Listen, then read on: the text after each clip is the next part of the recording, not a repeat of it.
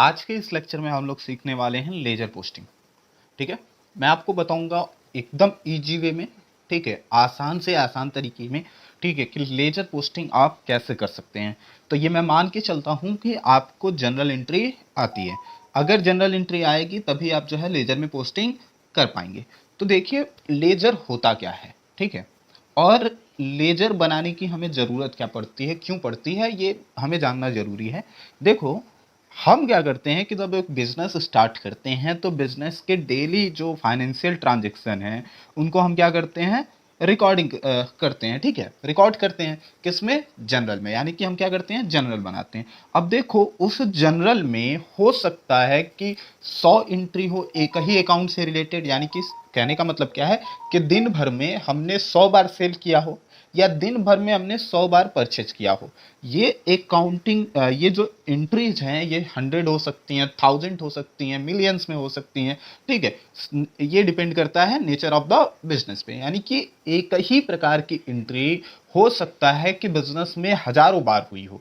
तो जनरल से हम कुछ भी कंक्लूजन नहीं निकाल सकते। मान लो जैसे कि कोई पूछ दे कि टोटल सेल वैल्यू क्या है, आपके बिजनेस की टोटल सेल वैल्यू क्या है, मतलब दिन भर में तुमने कितना सेल किया है। अब तुम सोचो कि तुमने 1000 बार सेल किए हैं कोई सामान, ठीक है, या 10,000 बार सेल किया है, तो तुम उसको बैठ के कैलकुलेट करोगे, निकालोगे, अलग अलग पेजेस पे होंगे, ढूंढना पड़ेगा, तो क्या लगेगा, टाइम लगेगा। इसके लिए हम क्या करते हैं, ये काम आसान हो जाए इसलिए हम क्या बनाते हैं, लेजर। लेजर क्या है, लेजर, ठीक है, अब बात समझ में आई। Ledger helps us in summarizing। वीडियो में बने रहिए, मैं एकदम जो है बेसिक चीजें आपको एकदम बेसिक से जो है समझाऊंगा, ठीक है, जिससे आपको लेजर एकदम इजी लगने लगेगा। ठीक है,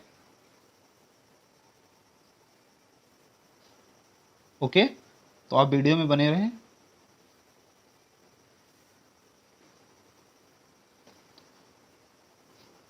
एट अ सिंगल प्लेस, ठीक है, देखो लेजर क्या है। Ledger help us in summarising journal entries of a same nature at a single place, यानी कि सेम नेचर के जनरल एंट्री को एक जगह लिख लेते हैं, फिर उनका टोटल कर लेते हैं और बैलेंसिंग कर लेते हैं। तो हमें पता चल जाता है कि दिन भर में हमने कितना सेल किया है या कितना परचेज किया है, या दिन भर का हमारा पर्टिकुलर इनकम क्या है या पर्टिकुलर एक्सपेंस क्या है। ठीक है, टोटल अमाउंट पेएबल कितना है, ठीक है, या हमारे पर्टिकुलर क्रेडिटर कौन कौन से हैं, या फिर रिसीवेबल हमारा कितना है। ये सारी चीजें जो है हमें क्या होती हैं, पता लग जाती हैं।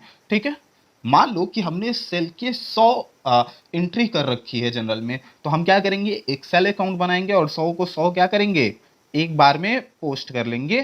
ठीक है, तो हमें क्या, सेल का जो है, ठीक है, टोटल सेल वैल्यू पता चल जाएगी। ठीक है, अब देखो जब हम जनरल एंट्री को ट्रांसफर करते हैं लेजर में तो उसको हम क्या बोलते हैं, पोस्टिंग। तो बच्चा लोग कभी कभी पोस्टिंग भी पूछा जाता है कि व्हाट इज पोस्टिंग, तो यही लेजर पोस्टिंग ही, इसको कुछ लोग लेजर पोस्टिंग बोलते हैं, लेजर बोलते हैं, ठीक है, पोस्टिंग बोलते हैं। तो आप समझ लीजिए कि ट्रांसफरिंग, ट्रांसफरिंग जर्नल एंट्रीज, ठीक है, into a ledger account, into a ledger account is called, is called posting, is called posting। Okay, यानी कि जनरल एंट्री को जब हम क्या करते हैं, लेजर में ट्रांसफर करते हैं तो उसको क्या बोलते हैं, पोस्टिंग। तो ये बात आपको समझ में आ गई होगी कि लेजर क्या होता है। लेजर हमें हेल्प करता है, ठीक है, कई प्रकार के अकाउंट को जो है, सेम नेचर के अकाउंट को एक ही जगह पे समराइज करने में। ठीक है, अलग अलग प्रकार के जो भी अकाउंट होंगे उनको एक जगह पे समराइज करना। ठीक है, अब हम बात करते हैं कि लेजर का फॉर्मेट क्या होता है। ठीक है, तो देखो लेजर का दो फॉर्मेट होता है। ठीक है, ठीक, तो हम ऊपर क्या लिखते हैं, लेजर अकाउंट ऑफ, जो इनका भी आप लेजर अकाउंट बनाते हैं उनका लिखते हैं लेजर अकाउंट ऑफ, ठीक है, एक्स वाई जेड, जो भी होगा आप उसका नाम लिख लेंगे। ठीक है, उसके बाद से हम दो पार्ट में इसको डिवाइड कर लेते हैं। ठीक है, इस कॉपी को हम दो पार्ट में डिवाइड कर लेंगे। ठीक है, इधर हो जाएगा हमारा डेट, दिख रहा है, ठीक है, डेट लिख लेंगे। ठीक है, फिर हमारा पर्टिकुलर, ठीक है, पर्टिकुलर, ठीक है, उसके बाद से जनरल फोलियो जेएफ, ठीक है, और उसके बाद से हमारा क्या हो जाता है अमाउंट। ठीक है, अमाउंट, ठीक है, ये हो गया हमारा। आपको हमेशा पता होना चाहिए कि लेफ्ट साइड डेबिट होता है और राइट साइड हमारा क्रेडिट। ठीक है, ये हो गया। फिर उसी तरीके से यहां हम लिख लेंगे डेट, ठीक है, पर्टिकुलर, पर्टिकुलर, जनरल फोलियो, ठीक है, और अमाउंट। ठीक है, ठीक, तो ये हमारा फॉर्मेट नंबर 1 है। फॉर्मेट नंबर 1 कहाँ यूज होता है बच्चा लोग?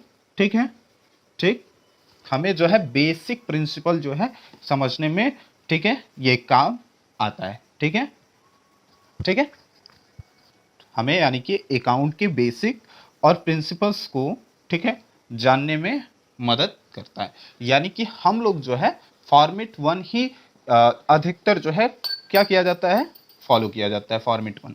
अच्छा सर, फॉर्मेट सेकंड क्या है? ठीक है, इसको हम लिख लेते हैं फॉर्मेट फर्स्ट। ठीक है, ये हमारा क्या है, फॉर्मेट फर्स्ट। ठीक है, तो ये आपको अकाउंटिंग के प्रिंसिपल और बेसिक समझने में मदद करता है। ठीक है, फॉर्मेट सेकंड की बात करें, जो फॉर्मेट 2 है वो हमारा कैसा होता है, देखो सेम तरीके से, बहुत सारी चीज़ें चेंज नहीं है। ठीक है, हल्का फुल्का डेट, ठीक है, उसके बाद से हमारा क्या आएगा, पर्टिकुलर, क्या आएगा बच्चा लोग, पर्टिकुलर, ठीक है, उसके बाद से हमारा होता है एलएफ, ठीक है, उसके बाद से हमारा अमाउंट यहाँ पे लिखा होता है और अमाउंट को दो पार्ट में हम डिवाइड कर देते हैं। ठीक है, अमाउंट, ठीक है, इधर हम लिख लेते हैं डेबिट अमाउंट और इधर हम लिख लेते हैं क्रेडिट अमाउंट।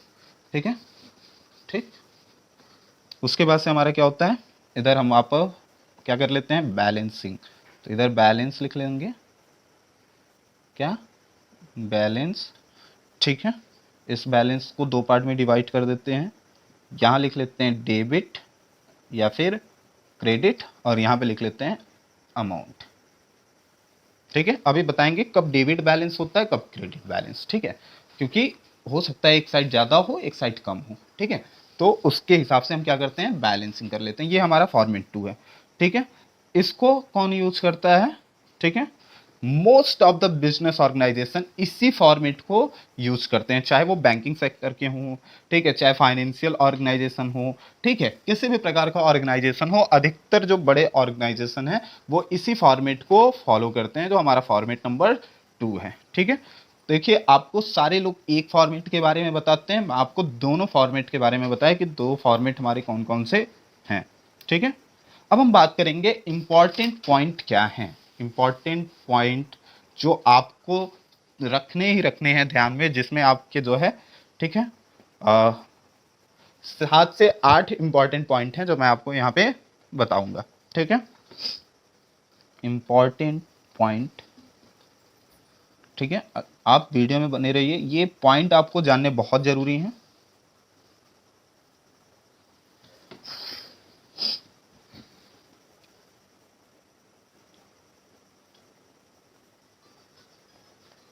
ठीक है, पहला पॉइंट क्या है,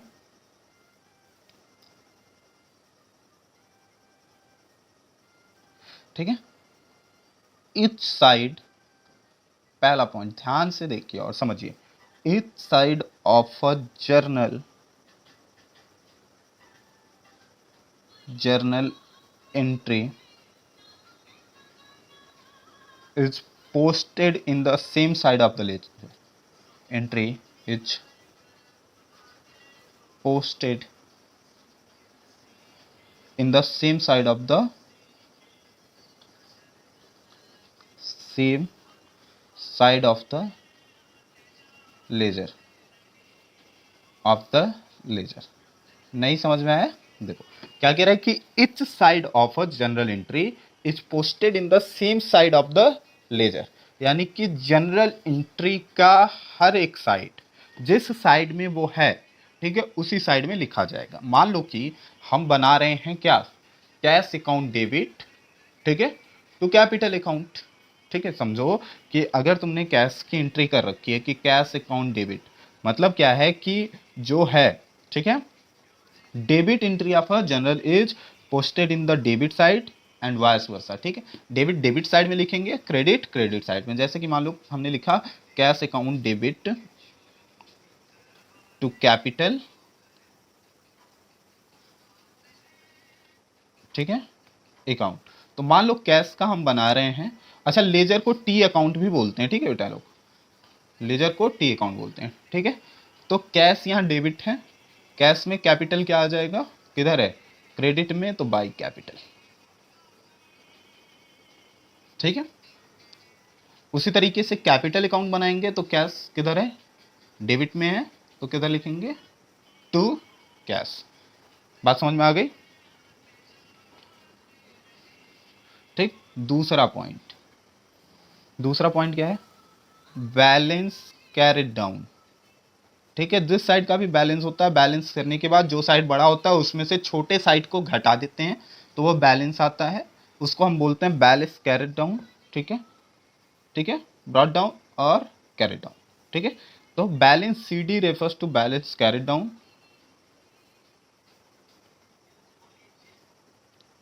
टू बैलेंस कैरिड डाउन, ठीक है, and b d refers to brought down, balance brought down. उसी कैरी डाउन को आगे ले जाते हैं तो उसको हम क्या बोलते हैं, बैलेंस ब्रॉट डाउन। ठीक है, ठीक है, ठीक। दूसरा है, अगला पॉइंट हम बात कर रहे हैं कि जब हम पोस्टिंग कर लेते हैं तो क्या करते हैं, लेजर की बैलेंसिंग की जाती है। नेक्स्ट पॉइंट क्या है, after the posting balancing of ledger is done, यानी कि जब पोस्टिंग कर लेंगे तो बैलेंसिंग करेंगे। ठीक है, जो हमारा क्या होता है, कॉलम टोटल। ठीक है, टोटल में हम क्या करते हैं, बैलेंसिंग करते हैं। ठीक है, और वहां पे दो बैलेंस आ सकते हैं, या तो डेबिट बैलेंस हो सकता है या तो क्रेडिट बैलेंस। ठीक है, जो भी हायर होगा।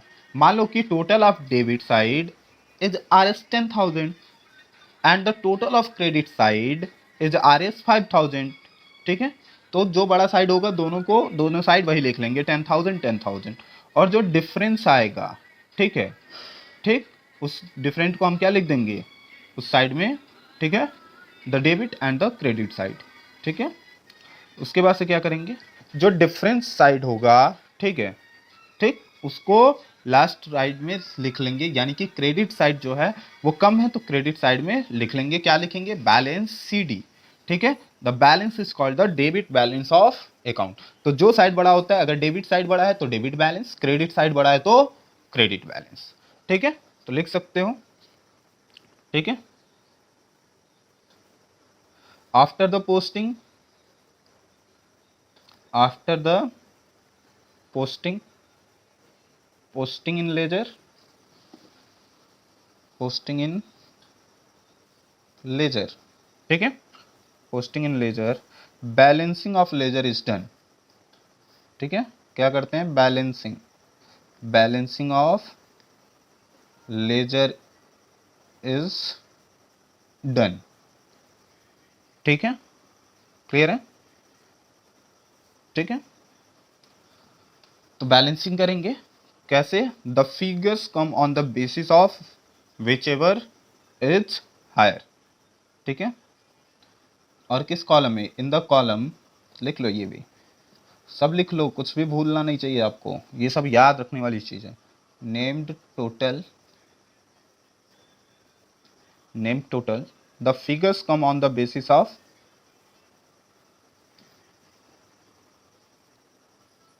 The figure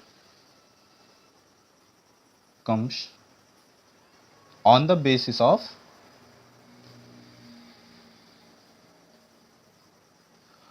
which ever is higher, whichever is higher, जो भी बड़ा साइड होगा उसी साइड को दोनों साइड लिखना है, ये जान लीजिए, ठीक है।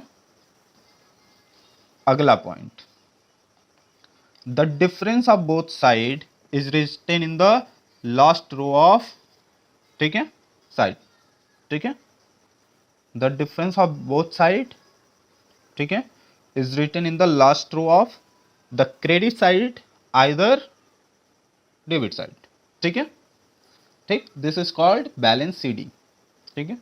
द डिफरेंस, अब जिसमें भी जो भी डिफरेंस है, चाहे डेबिट का हो या फिर क्रेडिट का हो, the difference of both side, of both side is written in the last row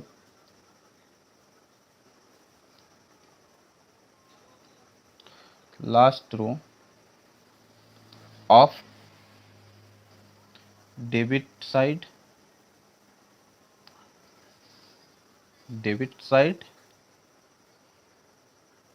या फिर credit side, as balance c d, इसी को हम क्या बोलते हैं, बैलेंस सीडी बोलते हैं, as balance carry down, okay. चलिए अगला पॉइंट आपको क्या याद रखना है, all expenses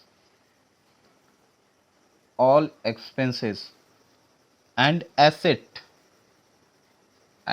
assets represent debit balance, ठीक है, रिप्रेजेंट डेबिट बैलेंस, ठीक है। एसेट और एक्सपेंस का जो बैलेंस आता है वो हमेशा कैसा होगा, डेबिट बैलेंस होगा, ठीक है, याद रहेगा, ठीक है। उसी तरीके से all the incomes and liabilities represent credit balance, liabilities represent credit balance including capital account, okay, including capital account, ठीक है। तो इनके हमेशा क्या आएंगे, क्रेडिट बैलेंस, ठीक है। अगला आपको क्या याद रखना है कि credit balance of personal account signifies amount payable, ठीक है, और ये आता है लाइबिलिटी साइड में, ठीक है। इसका मतलब क्या होता है कि हमें किसी को देना है, ठीक है, ठीक, क्लियर है। तो credit balance of personal account, ये भी पॉइंट देखिए, मैं बहुत बेसिक चीजें लिखवा रहा हूं और बहुत नॉलेजेबल है, आपको ध्यान रखना है। Credit balance of personal account represent amount receivable,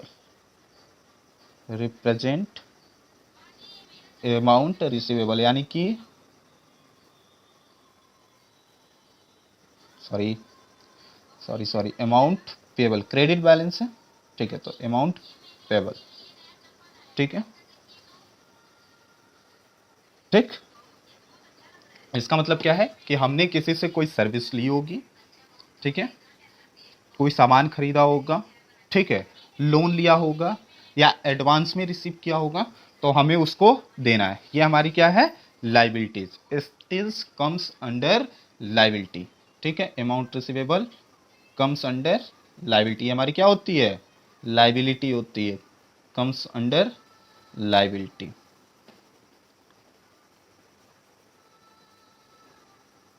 उसी तरीके से अगर डेबिट बैलेंस आ जाए तो debit balance of personal account represent amount receivable, यानी कि क्या, ये हमारा क्या होता है, amount receivable. Debit balance of personal personal account जानते हो, राम श्याम मोहन सोहन, ठीक है, MSYZ लिमिटेड जो भी हो, ठीक है। Personal account represent amount receivable, represent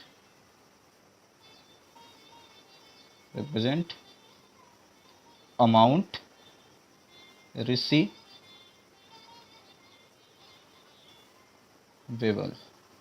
ठीक है। और ये हमारा क्या होता है, एसेट होता है। यानी कि हमने किसी को कोई सर्विस दी होगी, कोई सामान बेचा होगा, किसी को पैसा एडवांस दे दिया होगा, तो उससे हमें मिलना है, तो इसलिए इसको हम क्या बोलते हैं, एसेट बोलते हैं, ठीक है। क्लियर है। अगला पॉइंट देखिए, debit side of real account, ठीक है, debit side of real account, इसको हम क्या बोलेंगे, debit side of real account, ठीक है। Debit side of real account means stock in hand, means क्या होगा, स्टॉक इन हैंड। और स्टॉक इन हैंड को हम क्या मानते हैं, ठीक है, एसेट, ठीक है।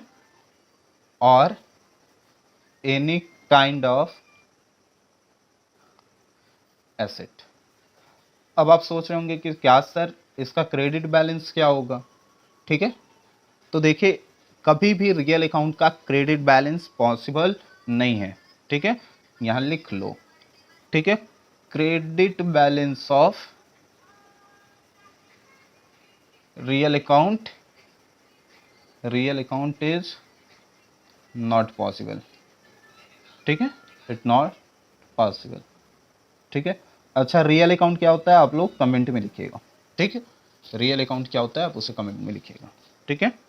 अच्छा, डेबिट अकाउंट अगर है, डेबिट बैलेंस है नॉमिनल अकाउंट का, तब उसे क्या मानेंगे, debit balance of nominal account means expense of organisation, nominal account means expense of organisation, वो किसी भी ऑर्गेनाइजेशन का क्या माना जाता है, खर्चा, ठीक है, अगर नॉमिनल अकाउंट का डेबिट बैलेंस आता है। इसी तरीके से क्रेडिट बैलेंस क्या माना जाएगा, credit balance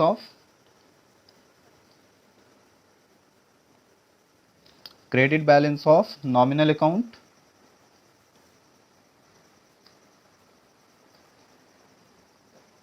means income earn, ठीक है, वो क्या है, इनकम है जो अर्न हो गई है, इनकम अर्न, ठीक है। अगर डेबिट बैलेंस आ जाता है, ठीक है, कैश बुक का, तो क्या होगा, ठीक है, अगर कैश बुक का डेबिट बैलेंस आ जाए तो debit balance of cash book, इसका मतलब क्या होगा, cash in hand, debit balance of cash book,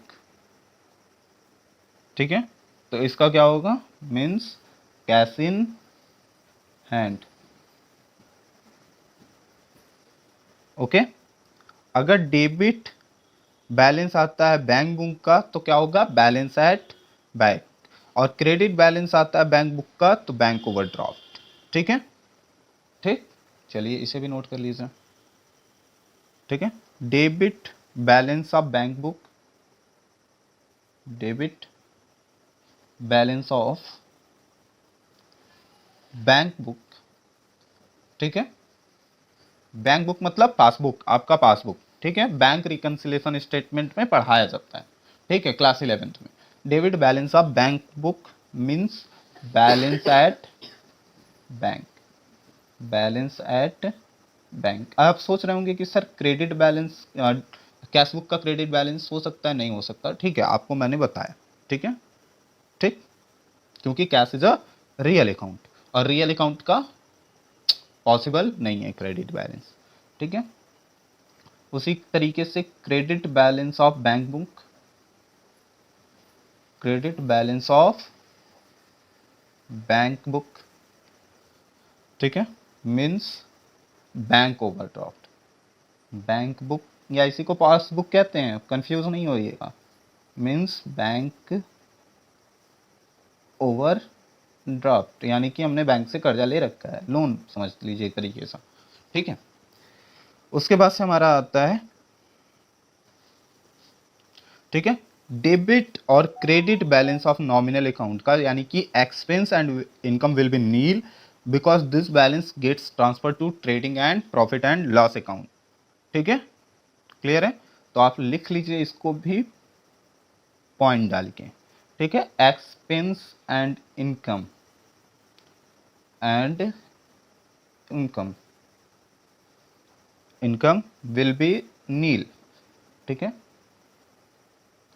ठीक, ये जीरो हो जाएंगे, क्यों, because this balances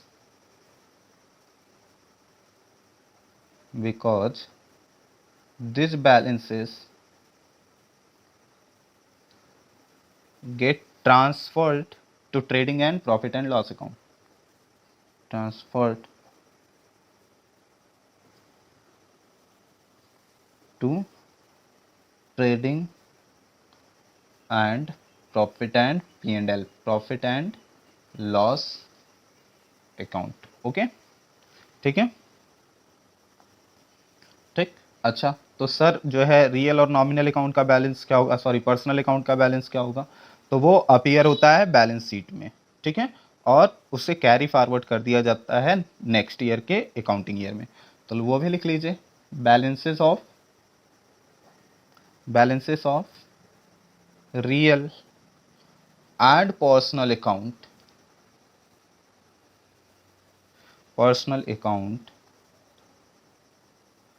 appear in balance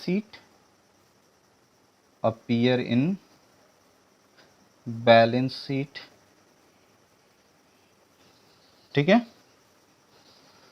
ठीक, and to be carry forward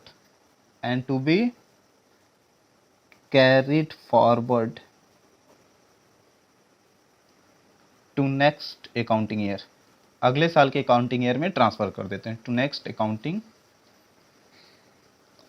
years, ठीक है। तो ये 7 8 10 बातें थी जिसको आपको हमेशा याद रखना है, ध्यान में रखना है। आई होप कि आपको सारी चीज़ें समझ में आई होंगी। अगले लेक्चर में मैं आपको, ये वैसे ही आधे घंटे का लेक्चर हो गया है, ठीक है, तो मैं अगले लेक्चर में इस पे 1 2 क्वेश्चन भी लेजर से करवाऊंगा। तब तक के लिए ऑल द वेरी बेस्ट। अगर वीडियो पसंद आए तो चैनल को लाइक करिए, सब्सक्राइब करिए और अपने दोस्तों के साथ भी शेयर करिए। All the very best. घर पे पढ़ाई करते रहिए।